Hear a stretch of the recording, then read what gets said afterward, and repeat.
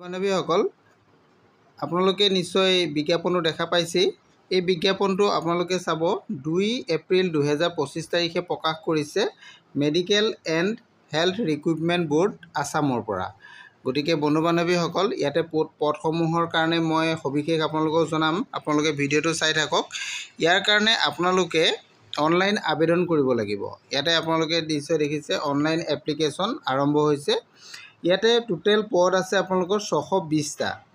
এই 620টা পদৰ কি পদ আছে, পদসমূহ ইয়াতে আপোনালোকে চাব পাৰিব। Name of the post, register আছে, ডমিনিষ্ট্ৰেটৰ আছে, ৰেজিষ্টাৰ ফিজিচিয়ান আছে, একচেপ্টাৰ। গভৰ্ণমেণ্ট মেডিকেল কলেজ এণ্ড হস্পিটেলত আপোনালোকৰ এই পদসমূহ আছে।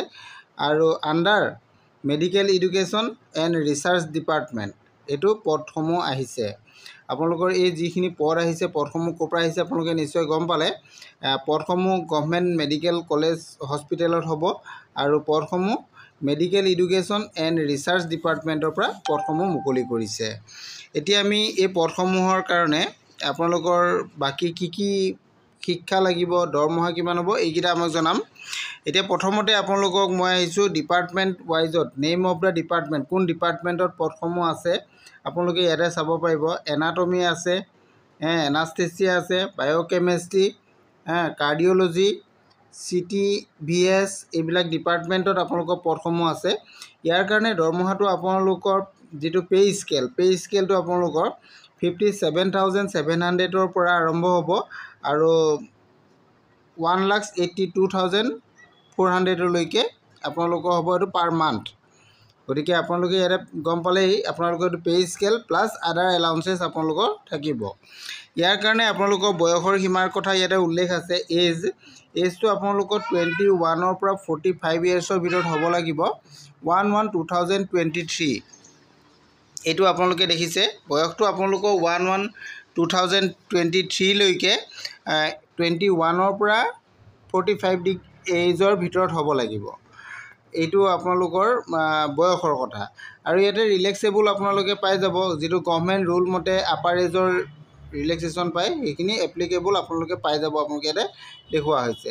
আৰু PWD যিসকল কেণ্ডিডেট আছে তেওঁলোকৰ কাৰণে 10 ইয়েৰ বুলি কোৱা হৈছে। আৰু PWD যদি SC ST কেটেগৰী হয় তেতিয়াহ'লেও আপোনালোকে এইটো পাই যাব ৰিলেক্সেশ্যনটো। আৰু নেক্সট আছে আমাৰ কোৱালিফিকেশ্যন আপোনালোকৰ পদসমূহৰ ৱাইজত বেলেগ বেলেগ হ'ব। ইয়াতে চাওক ৰেজিষ্টাৰ ডেমিনিষ্ট্ৰেটৰ আৰু ৰেচিডেণ্ট ফিজিচিয়ানৰ কাৰণে পদ যিটো আছে তাৰ কাৰণে আপোনালোকক কি দিয়া হৈছে। পোষ্ট গ্ৰেজুৱেট কোৱালিফিকেশ্যন MD বা MS বা DNB বা MDS হ'ব লাগিব। এইটো আপোনালোকৰ হ'ব লাগিব। এইটো কোৱালিফিকেশ্যন হ'লে আপোনালোকে এই পদকেইটাৰ কাৰণে আবেদন কৰিব পাৰিব। আৰু ঠিক তেনেধৰণে আপোনালোকৰ ইয়াতে বেলেগ বেলেগ আৰু কোৱালিফিকেশ্যন আছে। এই কোৱালিফিকেশ্যনসমূহ আপোনালোকে চাই ল'ব। মই যিকেইটা মেইন ইম্পৰ্টেণ্ট মই সেইটোৱে আপোনালোকক দেখাই দিছোঁ। আৰু ইয়াৰ কাৰণে আপোনালোকে যদি বিজ্ঞাপনটো লাগে তেনেহ'লে আপোনালোকে ইয়াৰ অফিচিয়েল ৱেবছাইটত আপোনালোকে যাব। তাতে গ'লে ইয়াৰ পৰা আপোনালোকে অনলাইন আবেদনটো কৰি ল'ব পাৰিব।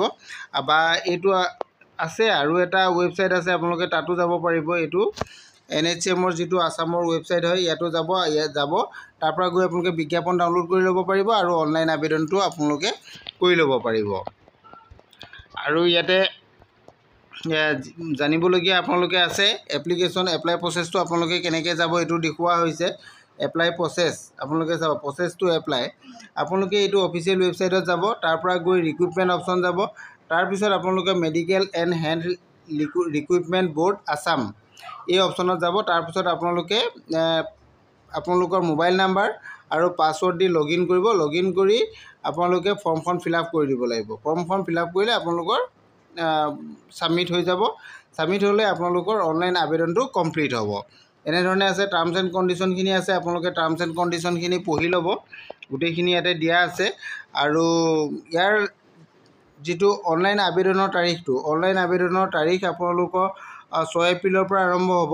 6 এপ্ৰিলৰ পৰা আৰম্ভ হ'ব আৰু 25 এপ্ৰিললৈকে আবেদন কৰিব পাৰিব। গতিকে আপোনালোকে হাতত টাইম আছে। আপোনালোকৰ যাৱতীয় নথি পত্ৰসমূহ যোগাৰ কৰি ল'ব। যোগাৰ কৰি লৈ 6 এপ্ৰিলৰ পৰা আৰম্ভ হ'ব। গতিকে আপোনালোকে আবেদন কৰিব পাৰিব আৰু 25 এপ্ৰিললৈকে এই আবেদনটো চলিব। গতিকে আপোনালোকে বিজ্ঞাপনটোৰ সবিশেষ জানিলেই আৰু যদি কিবা জানিব বিচাৰে তেনেহ'লে বিজ্ঞাপনটো ডাউনলোড কৰিলে আপোনালোকে চাই ল'ব পাৰিব, নহ'লে মোৰ ভিডিঅ' শেষত কমেণ্ট কৰিব, মই আপোনালোকক জনাবলৈ চেষ্টা কৰিম। আজিলৈ ইমানেই। ভিডিঅ'টো যদি ভাল লাগিছে তেনেহ'লে লাইক কমেণ্ট শ্বেয়াৰ কৰি দিব। Thank U.